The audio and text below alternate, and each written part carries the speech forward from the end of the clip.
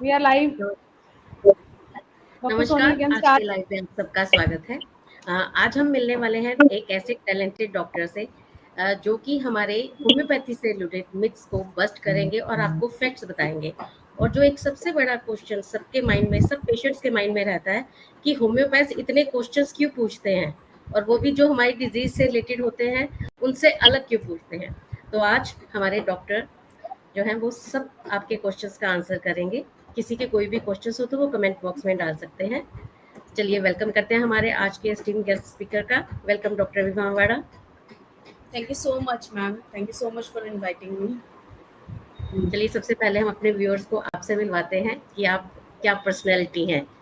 Doctor Vibha Mewada is a passionate homeopathic physician trained under stalwarts like Dr. Rajan Sangran and Dr. Dinesh Chauhan, a 2015 BHMS graduate from DKMM College, Nasik. She further pursued advanced studies CCH and MCH at the Other Song Academy, Mumbai. A certified yoga instructor at Ministry of Ayush, Dr. Vibha is known for her evidence-based, holistic approach, successfully treating challenging cases across India and abroad. She actively writes, teaches, and conducts online courses and has presented at seminars and health camps, honored with Bharat Shri Puruskar and Nari Shakti Samman. She currently serves as a treasurer IHMA Delhi chapter 2025-26. Welcome, Dr. Vibha. Thank you so much. What an intro.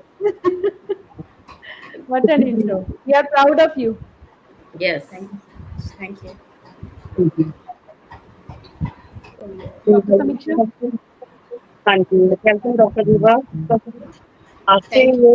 ये पहला question जो है वो है कि homeopathy का सबसे बड़ा जो लोगों में है कि होम्योपैथी स्लो काम करती है, तो ये कितना सही है इसके बारे में?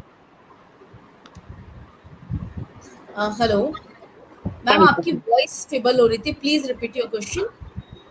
मैंने कहा कि होम्योपैथी सबसे कॉमन जो है लोगों में, होम्योपैथी को स्लो काम करती है, तो ये कितना सही है या ये गलत परसेप्शन है लोगों में?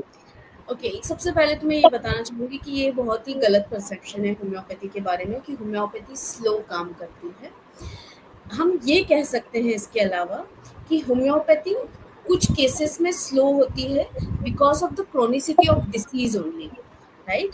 Because homeopathic medicine start working as soon as जैसे ही आप उसको टंग पर रखते हैं, because homeopathic medicine work through nerves only, या उनका डाइजेस्टिव सिस्टम से कोई लेना देना नहीं होता है। सो जैसे ही आप उनको टंग पर डालते हैं through your nerves, homeopathic medicine start working. So we can say homeopathy work as faster or more faster than any other pathy, right? और जहाँ पर आपको लग रहा है कि डिले हो रहा है, that is because of the chronicity of the disease. वो पैथोलॉजी का रूप है कि वो उसको डिले कर रहा है या फिर वो फास्ट ग्रो कर रहा है। ऐसे केसेस में हमको कुछ समय लगता है होम्योपैथी में रिजल्ट देने के लिए। जैसे कि आपको पता है कि होम्योपैथी में ज़्यादातर पेशेंट हमारे पास आते हैं 10 साल की बीमारी, 20 साल की बीमारी, 25 साल की बीमारी लेकर।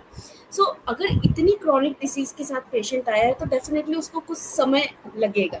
सो वो समय हमको, होम्योपैथिक दवाई स्लो नहीं है वहाँ पर वो डिसीज बहुत लंबे समय से चल रही है जिसकी वजह से समय लग रहा है, right?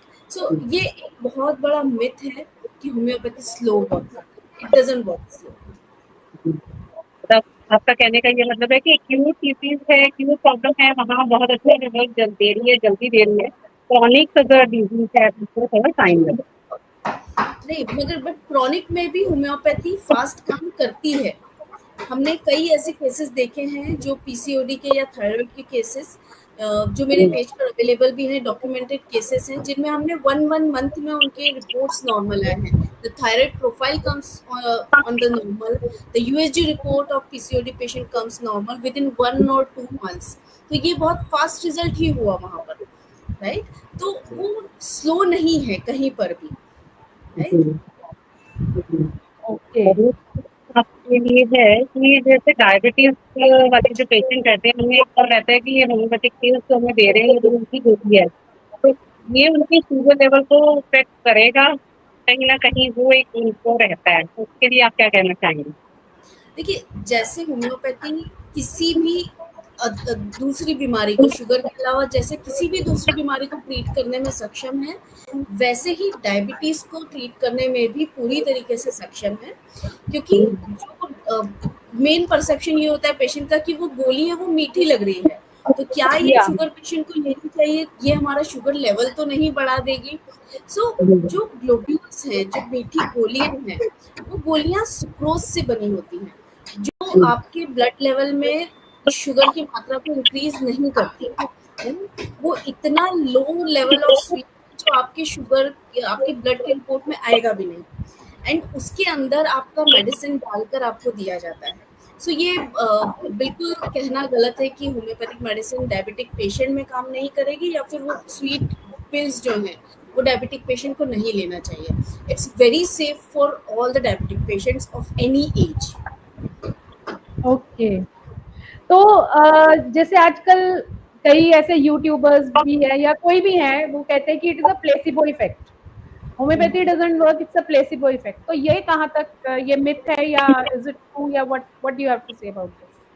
Okay, I must say it's absolutely a wrong thing that homeopathic medicine is a placebo effect, right?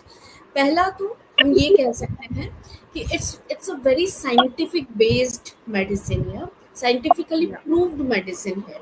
अगर इसका प्रूफ हम देखने जाएं तो रिसेंटली बहुत अच्छी रिसर्चेस बाहर आई हैं।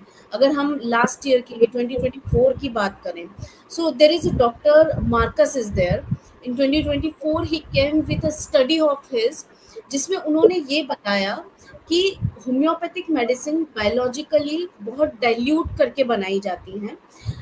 अगर आपको उसमें बायोलॉजिकल प्रोडक्ट नहीं मिल रहा है डाइल्यूशन के बाद में, still that water have memory या विच वर्क्स।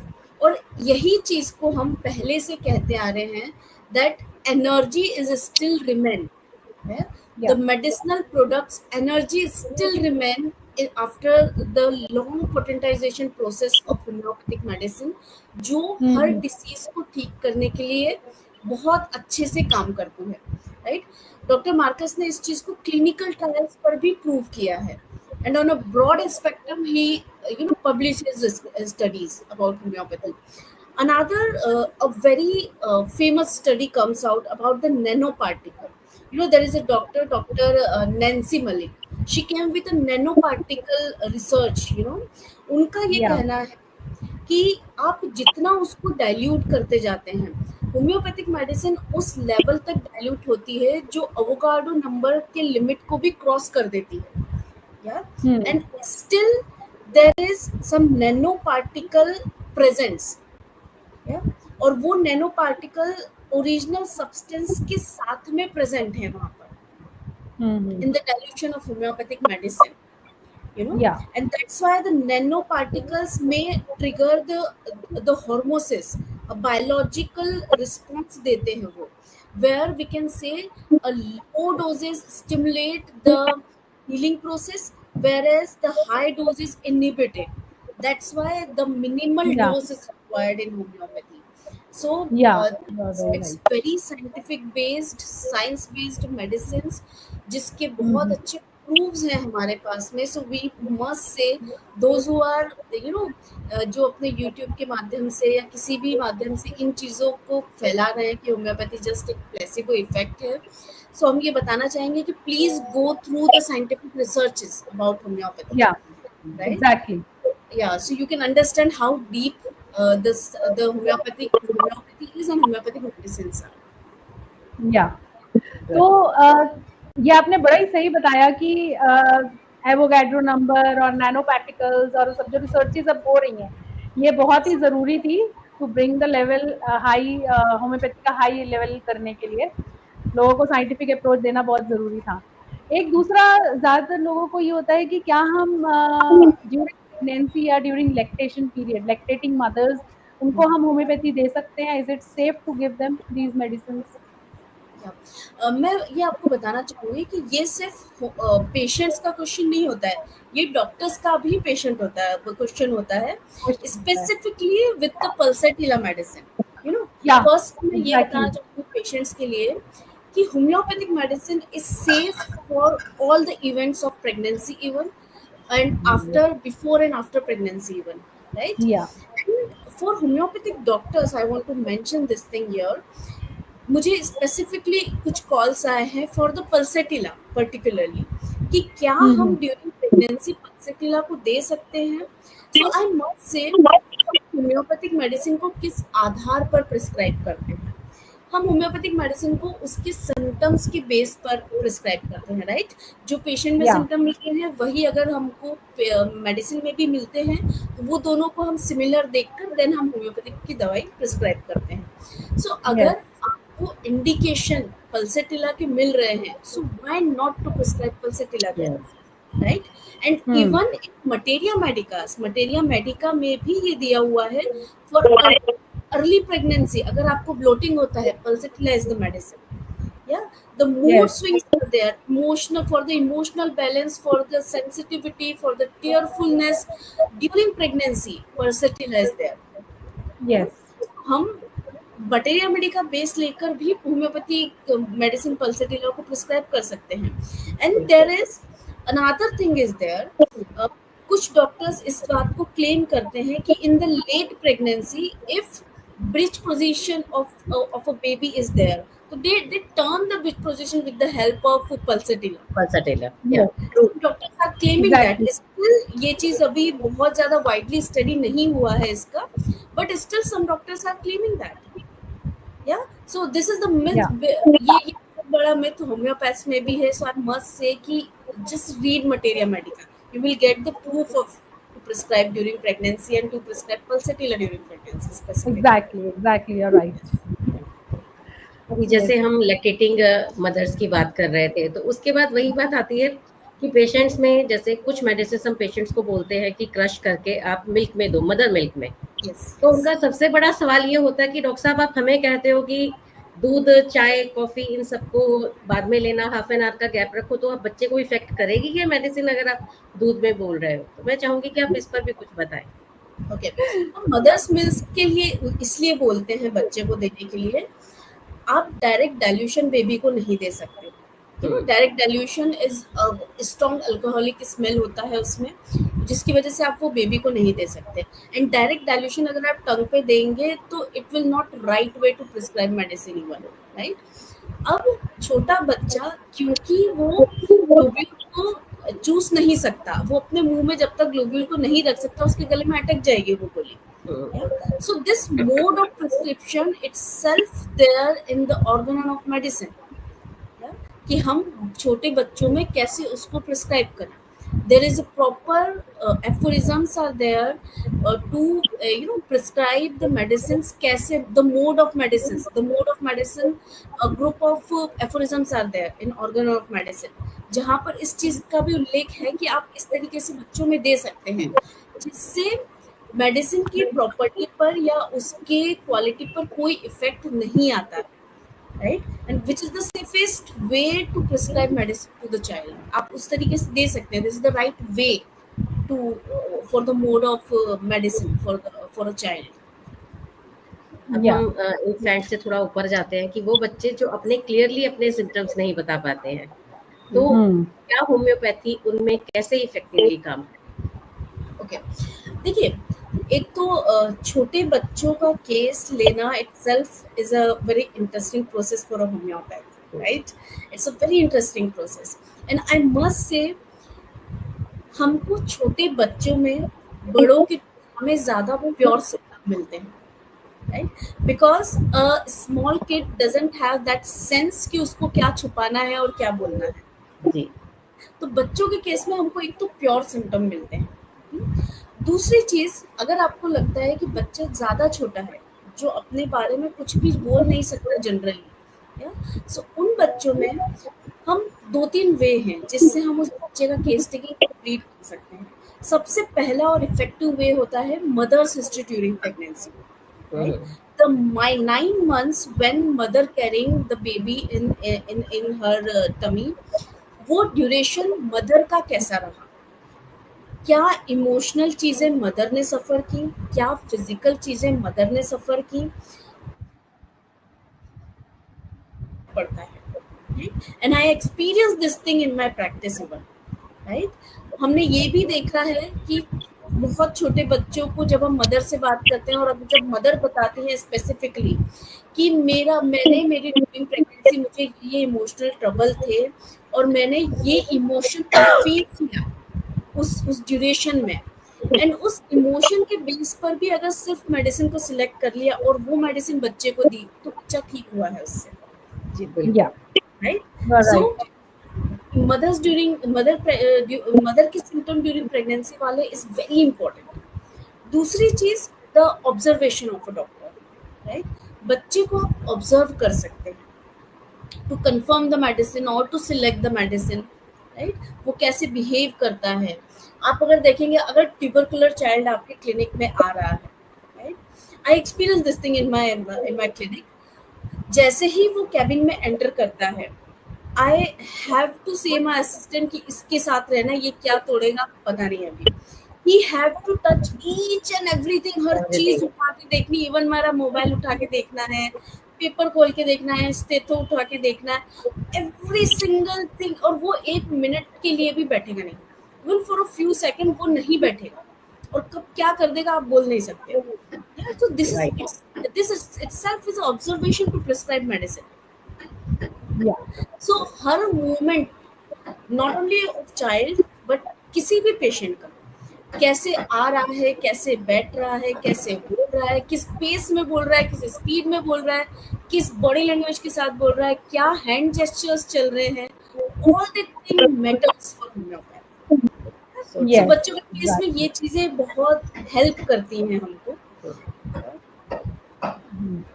अब हम एक सवाल और आपसे पूछते हैं कि जैसे कि एक्यूट कंडीशंस की भी हमने बात करी, ज़्यादातर होम्योपैथी को स्किन के साथ भी जोड़ लेते हैं या क्रॉनिक केसेस के साथ भी जोड़ लेते हैं। अब बात करते हैं अगर कुछ इमरजेंसी लाइक कोई एक्सीडेंट है या हार्ट अटैक है, तो वहाँ होम्योपैथी कैसे इफेक्टिव है? देखिए बिल्कुल इफेक्टिव है होम्योपैथी। होम्योपैथी क्रिटिकल केसेस में, एक्सीडेंटल केसेस में, सभी में इफेक्टिव है। अगर इसके एविडेंस भी हम मटेरिया मेडिका से देख सकते हैं, इसके एविडेंस हम रिसर्च पेपर्स से देख सकते हैं, और अगर प्रैक्टिकल इसके आपको एविडेंस देखने हैं, सो आई मस्ट से कि कुछ डॉक्टर्स हैं इंडिया में itself, those who are practicing with critical cases in their homeopathic hospitals, Yeah, right?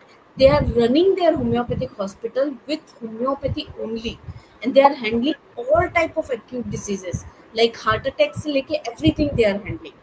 Yeah, I must name few of them here.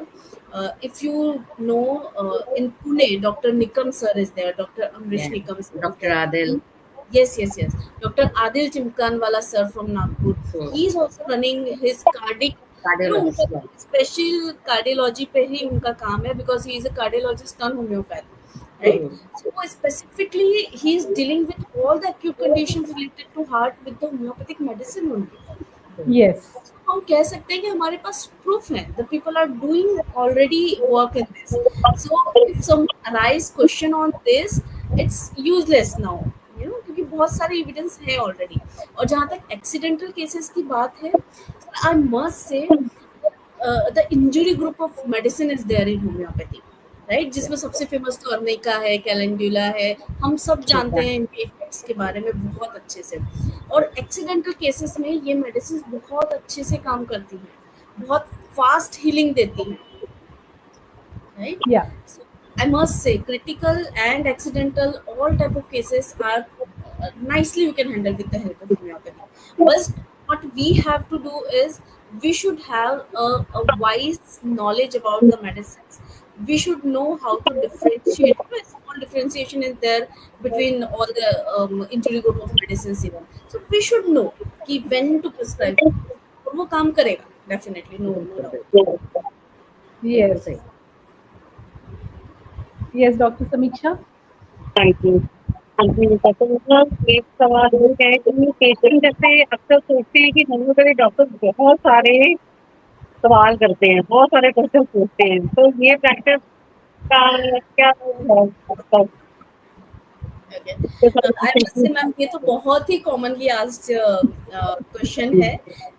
I remember very well, there is an old patient of mine, they come to me and उनको problem migraine का problem था, and when I asked so many thing about his dream और about his general illnesses and all, and at the end he is like मेरे सर में दर्द है, आप मेरे मुझसे ये सब क्यों पूछ रहे हैं, लाइक दैट, यू नो। सो ये बहुत ही कॉमनली आस्क्ड क्वेश्चन है, और पेशेंट बहुत कंफ्यूज हो जाते हैं इससे कि होम्योपैथिक डॉक्टर को इतना सब कुछ क्यों जानना होता है। गुस्सा हो जाते हैं कई पेशेंट्स तो। हाँ, गुस्सा भी हो जाते हैं कि मुझे तकलीफ यहाँ है, आप ये क्या पूछ रहे हैं, क्यों पूछ रहे हैं, राइट दैट। नहीं, वो इवन कि आप अगर वो बोलेंगे हाथ में दर्द है and we ask about their dreams and दर्द तो यहाँ है, आप यहाँ का क्यों पूछ रहे हैं? डेफिनेटली, बिल्कुल, ये बहुत कॉमनली पूछा जाता है, राइट। सो सबसे सिंपल आंसर इसका अगर कॉमन लैंग्वेज में हम दें, सो होम्योपैथिक मेडिसिन इंडिविजुअलाइजेशन पर काम करता है। अगर 3 पेशेंट हमारे सामने हैं, तीनों को सर दर्द है, तो उन तीनों की दवाई अलग निकलेगी, क्योंकि हम इंडिविजुअल सिम्टम्स पर काम कर रहे हैं, क्योंकि हर पेशेंट का कुछ सिम्टम अलग है, भले वो हेडेक से रिलेटेड है, राइट।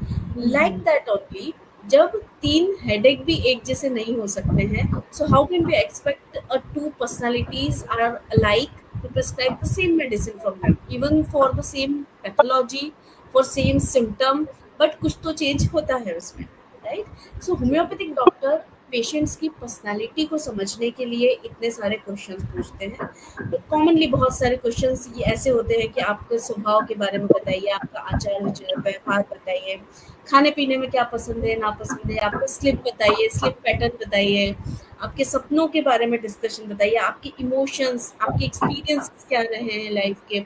सो ये सारे क्वेश्चन एक तरीके से फ्रेम करते हैं आपकी पर्सनैलिटी को, यू नो, वो आपकी पर्सनैलिटी दर्शाते हैं डॉक्टर को, एंड उसके आधार पर डॉक्टर को दवा देनी होती है। इसकी होम्योपैथी में बहुत सारे क्वेश्चंस पूछे जाते हैं to understand patient and to understand patient personality.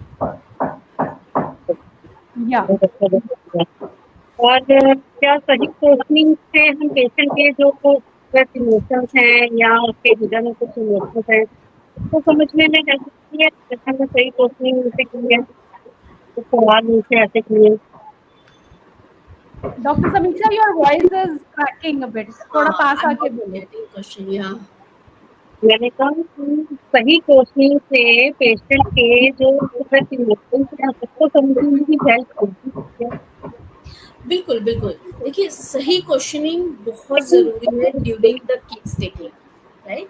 Case taking एक प्रोसेस है जिसमें हम पेशेंट को समझते हैं, जो अभी बताया मैंने, ये सारी जानकारी ली जाती है क्योंकि हमको प्रिस्क्रिप्शन करना होता है। मगर अगर वो केस टेकिंग सही तरीके से नहीं ली जा रही हो तो आपका केस टेकिंग लेने का पर्पस सॉल्व नहीं होता है, because it says that a good case taking can solve a half case of your, right। अगर केस टेकिंग अच्छी है, आपने अच्छे से डाटा कलेक्ट किया है, तो आपका आधा केस वहीं पर सॉल्व हो जाता है, राइट। सो अगर हमें अच्छा केस लेना है, अच्छे पैटर्न में डाटा लेना है, तो कुछ चीज़ों का ध्यान बहुत अच्छे से रखना होता है।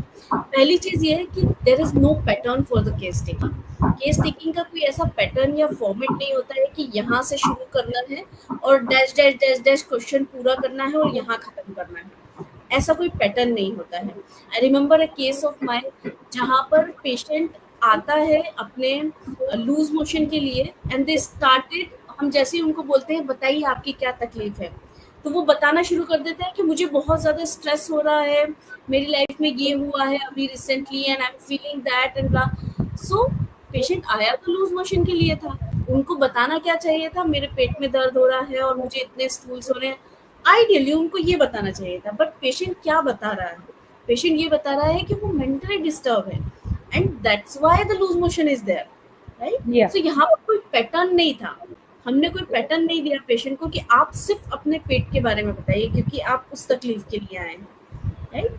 लाइकवाइज किसी भी डिसीज के लिए कोई भी पेशेंट आता है, हमारे पास कोई फॉर्मेट नहीं है, हम किसी चेकलिस्ट के साथ में नहीं बैठे होते हैं कि हमको ये चेकलिस्ट कंप्लीट करनी है और हमारा डाटा कंप्लीट हो जाएगा, राइट। सो पहला तो ये कि कोई चेकलिस्ट नहीं है, आप पेशेंट के फ्लो के साथ आपको जाना है, पेशेंट पहले क्या बताना चाह रहा है उसको सुनना है, क्योंकि जो पेशेंट पहले बता रहा है उसके लिए वो प्रॉब्लम मस्ट है, उसके लिए वो प्रॉब्लम ज़्यादा ज़रूरी है।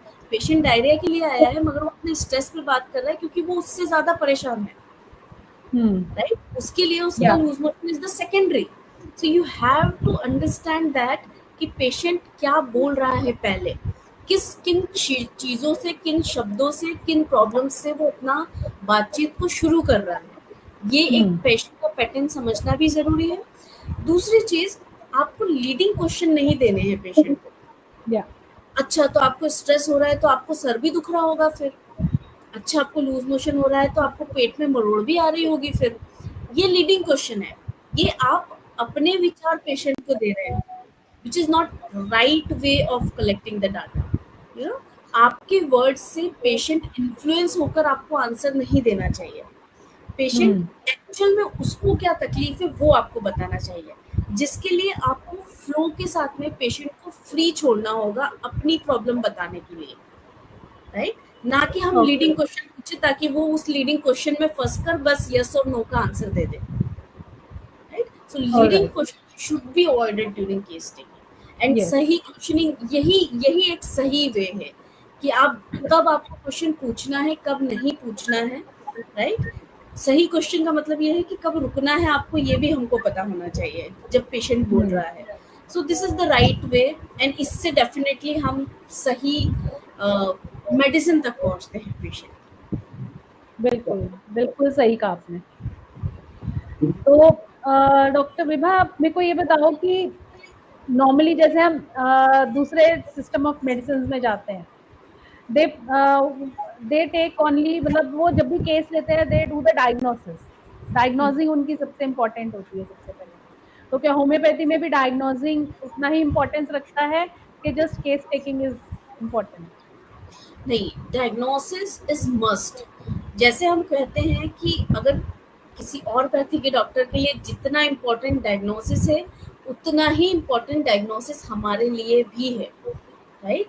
आप बिना डिसीज को समझे उसको ट्रीट नहीं कर सकते हैं. और इसके बारे में ऑर्गन ऑफ मेडिसिन में साफ लिखा हुआ है in the aphorism number 3, the knowledge of physician, right? Physician को क्या नॉलेज होना चाहिए पेशेंट को ट्रीट करने के लिए, ये बहुत क्लियरली ऑर्गन में मेंशन है. अगर आपको डिसीज के बारे में नहीं पता है, you can't use homeopathic materia Medica, you can't use homeopathic repertory. या आपको मेडिसिन कहाँ से सिलेक्ट करनी है? आप मटेरिया मेडिका की हेल्प लेंगे, रिपर्टरी की हेल्प लेंगे. अगर मटेरिया मेडिका में डिसीज का नाम लिखा है, अगर रिपर्टरी में रूब्रिक डिसीज के नाम से है, how can you select? Yes, right? And सबसे बड़ी बात, अगर आपको anatomy, physiology, the normal system and the abnormal system of body नहीं पता है, how can you treat your patient? Yes. So हमें कॉज ऑफ द डिजीज भी नहीं पता लगेगी उस हिसाब से. Yes, definitely. सो हमको डायग्नोसिस समझना is must. Without diagnosing we can't treat any patient of us. या और कई बार जैसे पेशेंट आते हैं, चलो डायग्नोसिस की बात तो वी अंडरस्टैंड कि we need diagnosing part also, पर कई बार हमारे को ऐसे होता है कि पेशेंट आते हैं वो आधा सच फर्स्ट विजिट या सेकंड विजिट में आधा सच बताते हैं और बाकी धीरे धीरे मतलब we come to know after, अरे ये तो फिर मैंने गलत रेमेडी सिलेक्ट कर ली, हमें बाद में ऐसे होता है. तो हमें कैसे क्वेश्चंस पूछने चाहिए या क्या करना चाहिए कि हम पेशेंट से फर्स्ट या सेकंड विजिट में ही उसके बारे में अच्छे से जान लो? Okay, see, this is a very good question, I must say, because ये question I think बहुत सारे students भी पूछते हैं ये question कि कैसे जाना जाए. So, whatever you get from your patient, अगर वो आधा सच बता रहा है तो वो भी उसकी पर्सनालिटी का पार्ट है कि वो इंट्रोवर्ट है, या अगर वो कुछ चीजें हाइड करने की कोशिश कर रहा है तो ये उसकी पर्सनालिटी का पार्ट है, which is leading us toward the nature of medicine. Right? So जो पेशेंट बता रहा है उसी को लेकर हमको मेडिसिन को सिलेक्ट करना है. हम उसको ये नहीं बोल सकते, फोर्स नहीं कर सकते आप पेशेंट को कि नहीं इसके आगे और बताइए, क्योंकि हमारा मेडिसिन का सिलेक्शन अभी कंप्लीट नहीं हुआ है. तो हम पेशेंट को ये नहीं कह सकते कि नहीं आप और बताइए. अभी वो जितना बताना चाहता है उतना ही बताएगा और आप उतना ही सुनकर मेडिसिन का सिलेक्शन कीजिए. Might be the selection is partially correct and there is no problem in that, उस समय पर आपकी टोटलिटी जो आ रही है उस पर आप मेडिसिन दीजिए. Might be next time patient come up with more openly with you and you get Yes. some more symptoms, make another totality and prescribe another medicine. Okay. Right. So this is the right वे. हम patient को force करके नहीं पूछ सकते कि अभी तो complete नहीं हुआ है, इनकम्प्लीट है, आप बोलो. जो Yeah, मिल रहा है exactly. हमको उस पे प्रिस्क्राइब करना है. And this is the art part of homeopath. When we say homeopathy is a art and science, तो Science. साइंस तो है, हमने एविडेंस पे बात कर ली, बस आर्टिस्टिक पार्ट जो होम्योपैथी का है वो होम्योपैथ के पास है. राइट. बिल्कुल, कि case हमको taking. उसको समझना है. That Yeah. understanding to your patient is an art of a homeopath. Yes. You're right. बड़ा सही बताया आपने. डॉक्टर विभा, कई बार क्या होता है कि पेशेंट आते हैं, उनकी बॉडी लैंग्वेज, उनके एक्शंस जो हैं, उनके वर्ड्स के साथ मैच नहीं करते हैं, टोटली डिफरेंट होता है. तो फिर आप इन केसेस में कैसे इंटरप्रेट करते हैं? See, there is no need to interpret anything in the case, right? अगर पेशेंट की बातचीत उसकी बॉडी लैंग्वेज से डिफरेंट है, this is also sign to select medicine. As I explained in the last question, जो वो बता रहा है अगर वो डिफरेंट जा रहा है तो वो भी तो एक इंडिकेशन है, वो भी एक मेडिसिन में प्रेजेंट है कि ये कॉन्ट्राडिक्ट करेगा. Right. So this is also sign to select a medicine. तो जो हम Okay. इतने क्वेश्चंस करते हैं और उनके साथ ये खुद भी तो पेशेंट्स के लिए एक थेरापेटिक एक्सपीरियंस ही होता है ना, कि कुछ बातें तो उनको हमसे बात करने के बाद पता चलती है कि नहीं, ये बात भी मैटर करती थी. यस. तो अपने Yeah. बारे में This और ज्यादा happens so जानते हैं. yes, this happens so frequently. Even patient कई बार ये कहते हैं कि अरे ये तो मैं भूल ही गया था मेरे बारे में, अभी आपने बात किया तो मुझे ध्यान आया कि हाँ ऐसा भी होता था, ऐसा भी हुआ था, लाइक दैट. ये भी कुछ रिसेंटली क्या मेरे होता है? साथ हुआ. मैं पेशेंट से पूछ रही थी उनकी क्रेविंग्स, डिजायर्स. तो मुझे कहते कि मुझे ना वो बहुत अच्छे लगते हैं, वो मैकडी के आते हैं ना कुछ फ्रेंच फ्राइज वगैरह. इसी तरह से उसने 3-4 बातें और करी.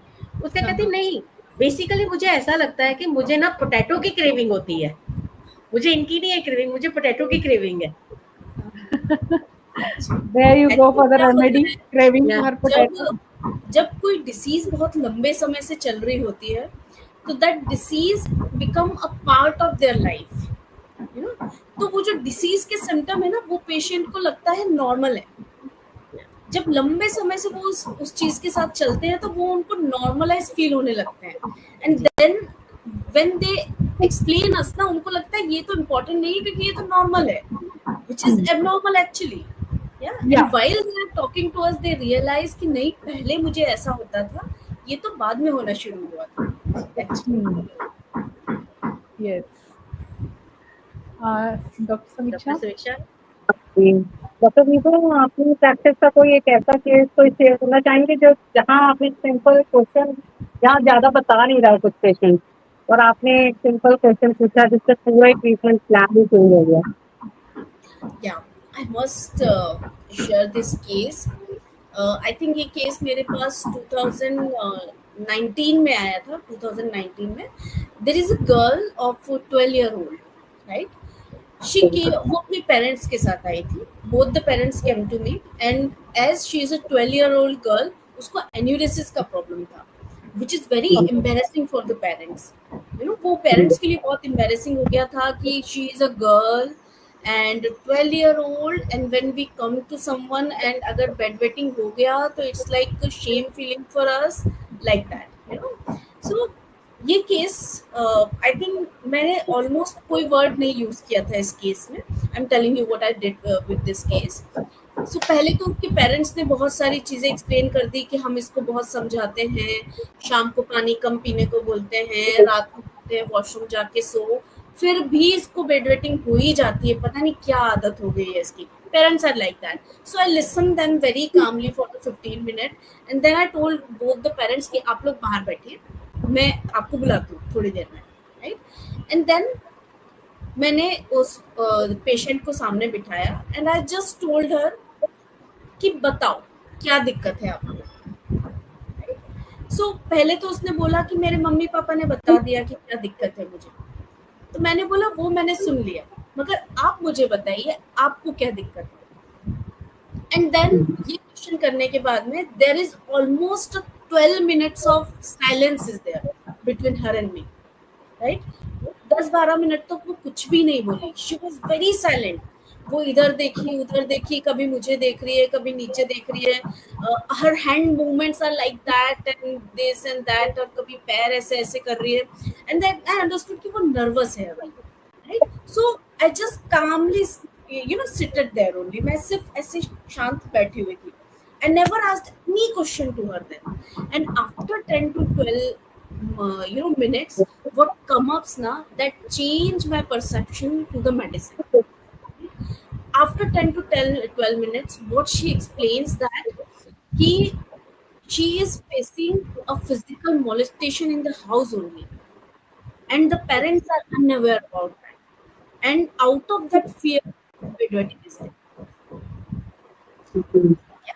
So यहाँ पर disease, parents का explanation and her own condition are doesn't matching each other.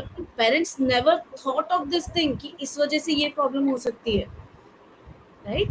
And जो उसको space मिला वहाँ पर बोलने का, silence जो था, उसमें she came up with herself, and I must say कि जब भी case taking start की जाए, I always do a 1 minute of conversation with my patient before starting the session.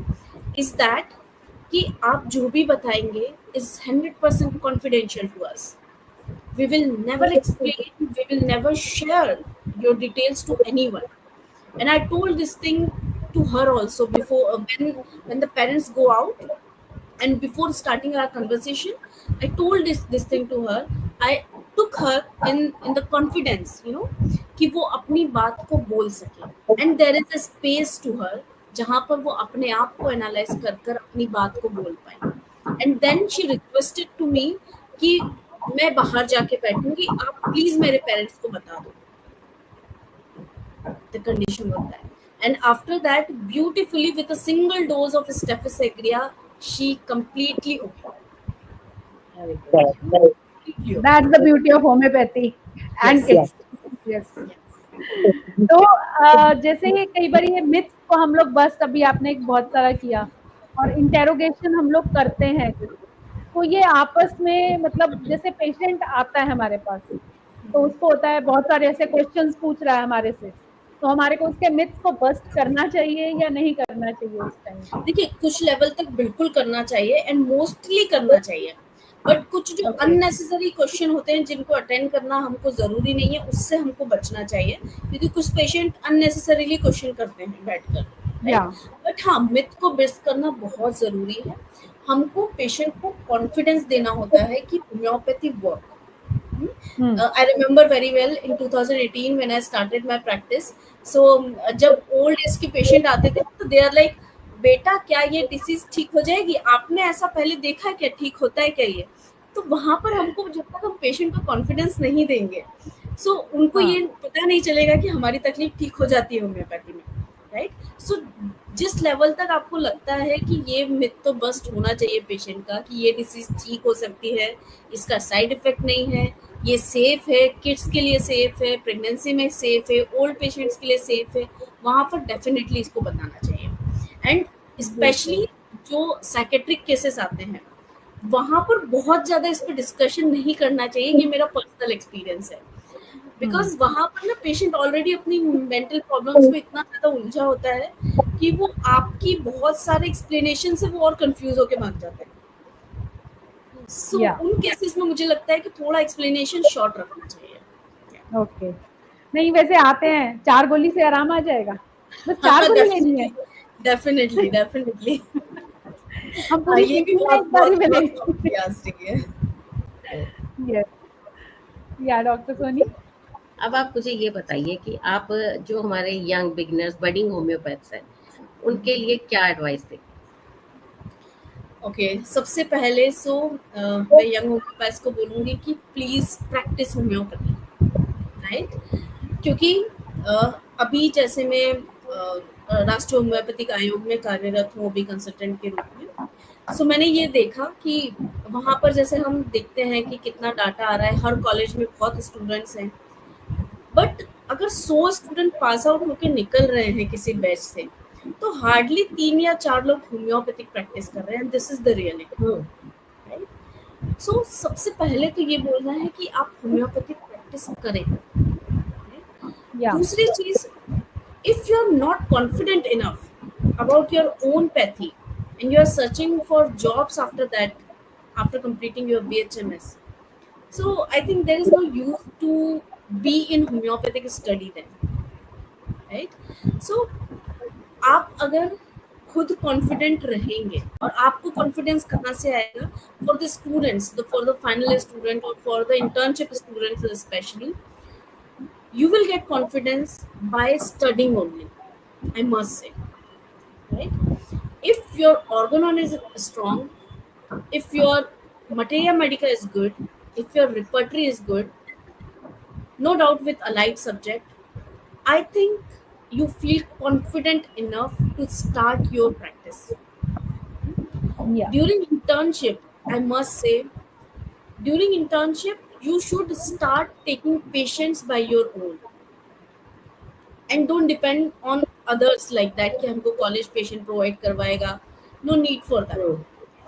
Go to the practitioners, request them to be with them, to observe their practice, to observe their way of attending patients, and take your own patients, like to your friends, to your relatives. I remember very well. My first patient, what I individually took is was in my final year, right, when I was in college only, and there was a teacher of mine in my college. वो हमको materia medica पढ़ाते थे, doctor Sudagar sir. And I told sir कि sir, I was discussing so many times with my so many teachers, you know, कि कैसे करना है, क्या करना है, all those things. So many questions are there. As a final year student आपके mind में बहुत सारे क्वेश्चन होते हैं, right? So I used to discuss with so many teachers of mine, and then one fine day, Sudagar sir told me, don't discuss this, you need to take patient now. And I was not so confident enough, being a final year student. And sir told me, I was in the campus of my college only that time, and my sir told, वो जो lady दिख रही है ना, she was working cleaner of the campus, you know. So sir told me, go to her, convince her to take medicine from you, because she have this blah blah problem, I know that, and convince her and take her case and then come to me. And if you doesn't take case of her, don't come to me again. So it was my first challenge कि आपको जाना है, उसको convince करना है और उसको दवाई देनी है. So I really thankful to teachers in my campus, even, you know, those who helped me a lot and out of the way, to you know, बहुत सारी चीजें help initiate करना is a very difficult thing, I feel. And Yes. after that, in the campus, I took so many cases. In my hostel, I took so many cases, and like that I started learning homeopathy practically, actually. So That's great. initially I come to know that, very initially I understood that how much organon is important. So I must say to all the beginners, read your organon. आपके जितने भी questions होते हैं उन सब के answer आपको ऑर्गनन में मिल जाते हैं, right? And if you find difficult to learn from the book, I must say, learn from the good practitioners, learn from online. So many things are available now. During our time, this was online, things are not there. So learn first. आपको खुद effort जब तक आप नहीं डालेंगे, you can't learn fine homeopathy. And if you feel there is no scope in homeopathy, so I must say you can create your own scope and then practice homeopathy, because I feel that practicing homeopathy is more harder and much harder than any other conventional Any other. medicine. True. So Yes. You all are practitioners, you can understand these words now. Yeah. So Yeah. take this challenge and practice homeopathy. And I must say, once you learn homeopathy, how to apply it practically in your clinic, the name, fame, money is behind you. So practice homeopathy only.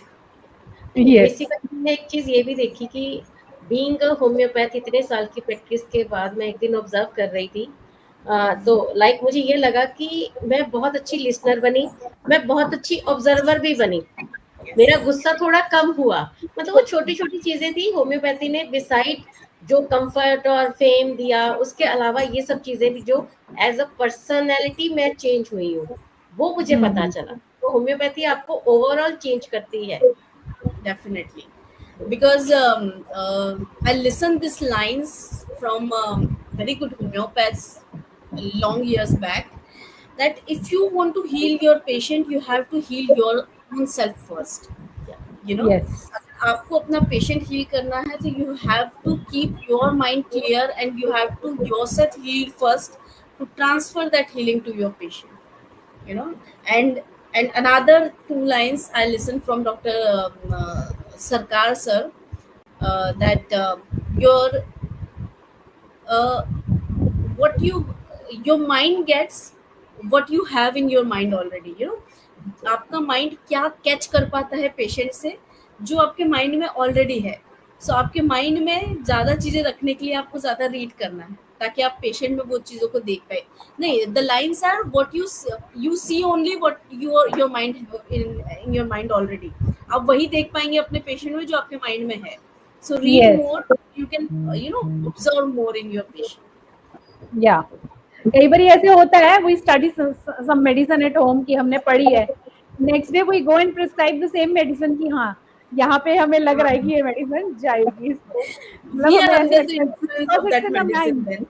पता है सही हमारे mind में 24/7 वाला process है, पढ़ते रहो फिर भी लगता है अच्छा ये तो पढ़ा ही नहीं है कभी, आज फर्स्ट टाइम देखा कि इस मेडिसिन में ये भी है. ये भी बहुत बार होता है. Definitely, Yeah. definitely.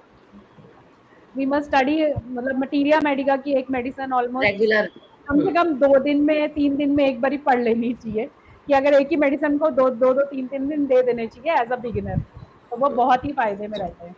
नहीं, मैं ये कहूंगी कि एज अ बिगनर नहीं, हमें डेली जरूरत पड़ती है या कि कुछ ना कुछ पढ़ते रहो. मुझे तो यही लगता है कि अच्छा कि मैंने मेडिसिन पहले पढ़ी नहीं थी तो मैं आज ही पढ़ रही हूँ.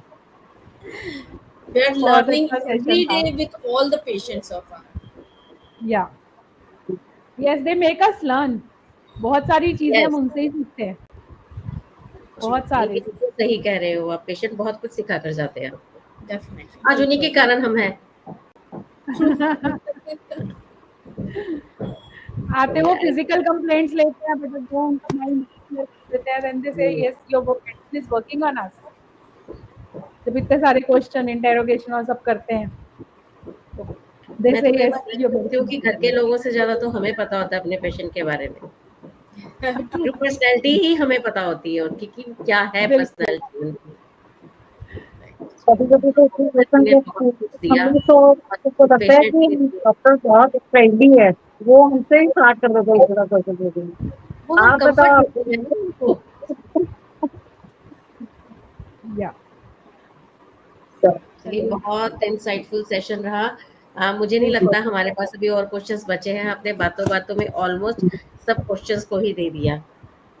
तो Yeah. मुझे लगता है कि हमारे व्यूअर्स के भी सब जो मिथ्स हैं वो टूट गए होंगे और फैक्ट्स उनको पता चले होंगे. ये पता चला होगा कि हमारे लिए इतनी क्वेश्चनिंग क्यों जरूरी है. बिल्कुल थैंक बिल्कुल. यू डॉक्टर विभा, बहुत इंसाइटफुल सेशन, नॉलेजेबल सेशन. आपसे मिलकर मुझे वैसे भी हर बार बहुत अच्छा लगता है. या Same here for all of you. Thank you doctor Vibha.